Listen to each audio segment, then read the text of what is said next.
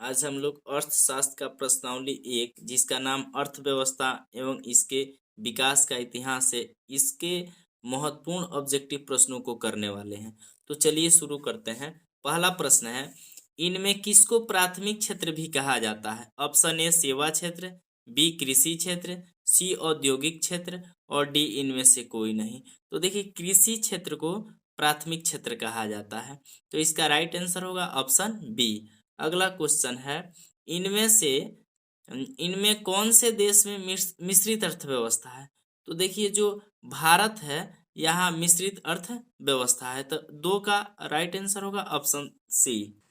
अगला प्रश्न है, भारत में योजना आयोग का गठन कब किया गया था? तो भारत में योजना आयोग का गठन 15 मार्च 1950 को किया गया था, तो इसका सही ऑप्शन होगा ऑप्शन नंबर ए। अगला प्रश्न है, जिस देश का राष्ट्रीय आय अधिक होता है वह देश कहलाता है? तो जिस देश का राष्ट्रीय आय अधिक होता है वह विकसित देश कहलाता है, तो इसका राइट आंसर होगा ऑप्शन नंबर बी। इनमें से किसे पिछड़ा राज्य कहा जाता है? पंजाब, बी केरल, सी बिहार, डी दिल्ली। तो देखिए, बिहार को पिछड़ा राज्य कहा जाता है, तो इसका सही ऑप्शन होगा ऑप्शन सी बिहार। अगला प्रश्न है, शेयर बाजार की नियामक संस्था है? तो शेयर बाजार की जो नियामक संस्था है वह है सेबी, ACBI, तो इसका सही ऑप्शन होगा बी। भारत में किस राज्य की प्रति व्यक्ति आय सबसे कम है? तो बिहार राज्य की प्रति व्यक्ति आय सबसे कम है, तो इसका सही ऑप्शन हो जाएगा ऑप्शन नंबर ए। अगला है, भारत में नीति आयोग की स्थापना कब हुई? तो भारत में नीति आयोग की स्थापना 2015 में हुई। कब हुई? 2015 में। अगला प्रश्न है, मिश्रित अर्थव्यवस्था का राष्ट्र है? तो इसका सही आंसर होगा ऑप्शन ए भारत। अगला प्रश्न है, योजना आयोग के सदस्यों की संख्या होती है? तो योजना आयोग के सदस्यों की संख्या 7 होती है, तो इसका राइट आंसर होगा ऑप्शन ए।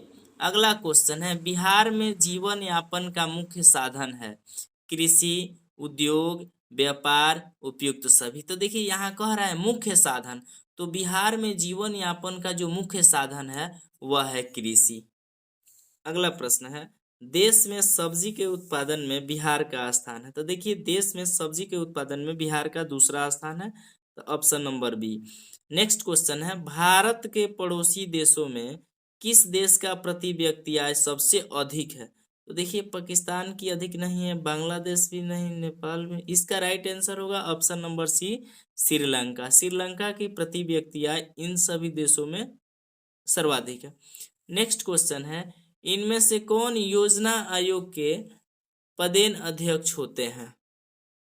तो इसका राइट आंसर होगा ऑप्शन ए प्रधानमंत्री। प्रधानमंत्री योजना आयोग के अध्यक्ष होते हैं। नेक्स्ट क्वेश्चन है, भारत की आर्थिक व्यवस्था है? तो भारत की आर्थिक व्यवस्था जो है मिश्रित है। अगला प्रश्न है, इनमें से कौन से देश में समाजवादी अर्थव्यवस्था है? तो देखिए, रूस में समाजवादी अर्थव्यवस्था है। अगला प्रश्न है, समयक विकास की प्रक्रिया संबंधित है? तो समयक विकास की प्रक्रिया सभी वर्गों से संबंधित है।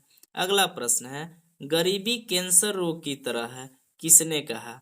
तो इसका सही आंसर होगा ऑप्शन ए अर्थशास्त्री कुजनेट ने। कुजनेट ने कहा था कि गरीबी कैंसर रोग की तरह है। किस क्षेत्र को द्वितीयक क्षेत्र कहा जाता है?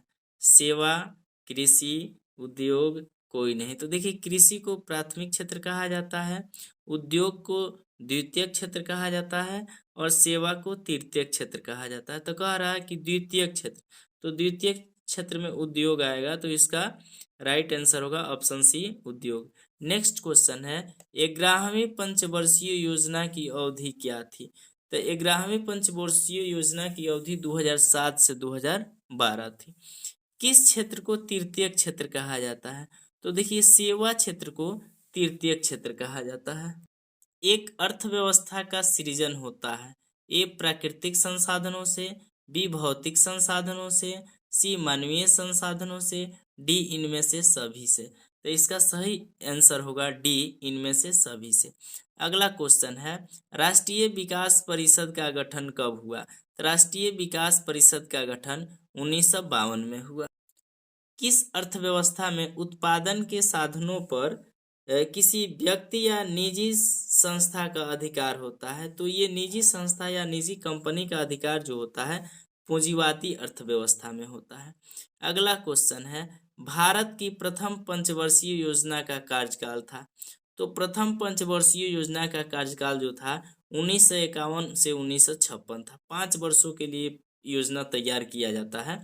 तो प्रथम पंचवर्षीय योजना का समय 1951 से 1956 था। नेक्स्ट क्वेश्चन है, आर्थिक संरचना का एक प्रमुख अंग है शिक्षा, स्वास्थ्य सेवाएं, यातायात एवं संचार, इनमें से कोई नहीं। तो इसका जो राइट आंसर होगा, नेक्स्ट क्वेश्चन है, आर्थिक क्रियाओं का उद्देश्य है जीविकापार्जन, मनोरंजन, ए और बी दोनों, इनमें से कोई नहीं। तो इसका सही ऑप्शन हो जाएगा ऑप्शन ए जीविकापार्जन।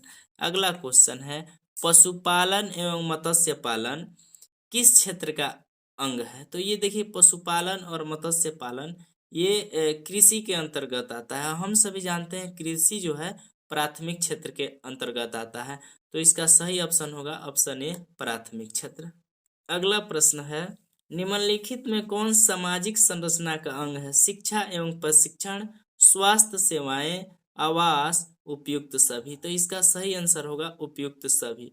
अगला है, सामान्यतः किसी देश के विकास का स्तर किस आधार पर निर्धारित किया जाता है। प्रति व्यक्ति आय, साक्षरता दर, स्वास्थ्य की स्थिति, इनमें से सभी। तो इसका सही ऑप्शन होगा ऑप्शन डी इनमें से सभी। अर्ध विकसित देशों की कार्यशील जनसंख्या की अधिकांश भाग संलग्न रहती है प्राथमिक क्षेत्र में। राइट आंसर है प्राथमिक क्षेत्र। अगला क्वेश्चन है, निम्नलिखित में कौन मिश्रित अर्थव्यवस्था की विशेषता है। निजी क्षेत्र, सार्वजनिक क्षेत्र, ए और बी दोनों। तो इसका राइट आंसर यही होगा ए और बी दोनों। अगला है, स्वतंत्रता प्राप्ति के बाद भारत का मुख्य आर्थिक उद्देश्य है जनसंख्या में तीव्र वृद्धि, कृषि पर अत्यधिक जनभार, बाढ़ एवं सूखा का प्रकोप, उपयुक्त सभी। तो इसका राइट आंसर होगा। नेक्स्ट क्वेश्चन है, आर्थिक विकास की माप के लिए सबसे उपयुक्त सूचकांक है राजकीय आय, प्रति व्यक्ति आय, राजनीतिक स्थायित्व, इनमें से कोई नहीं। तो इसका सही ऑप्शन होगा ऑप्शन बी प्रति व्यक्ति आय। नेक्स्ट क्वेश्चन है, बिहार के जमशेदपुर में लोहा एवं इस्पात के कारखाने की स्थापना हुई थी 1901 में, 1905 में, 1907 में, 1912 में। तो इसका राइट आंसर होगा 1907 में जमशेदजी टाटा ने स्थापना कराई थी। अगला क्वेश्चन है, निम्नलिखित में कौन सा देश विकसित अर्थव्यवस्था का उदाहरण है। तो इसका राइट आंसर होगा अमेरिका। विश्व पर्यावरण एवं विकास आयोग की स्थापना हुई थी 1980 में, 1983 में, 1985 में, 1990 में। तो विश्व पर्यावरण एवं विकास आयोग की स्थापना 1983 में हुई थी। अगला क्वेश्चन है, आर्थिक समृद्धि का संबंध है अल्पकाल से, दीर्घकाल से, ए एवं बी दोनों से, इनमें से कोई नहीं। तो इसका सही ऑप्शन होगा ऑप्शन बी दीर्घकाल से। अगला क्वेश्चन है, आर्थिक विकास का गैर आर्थिक कारक कौन है। प्राकृतिक संसाधन, सामाजिक संस्थाएं, तकनीकी विकास, मानवीय संसाधन। तो इसका सही ऑप्शन होगा ऑप्शन बी सामाजिक संस्थाएं। अगला क्वेश्चन है, जीवन की भौतिक गुणवत्ता का सूचक है जीवन प्रत्याशा, शिशु मृत्यु दर, मौलिक साक्षरता, ये सभी। तो इसका राइट आंसर होगा ये सभी।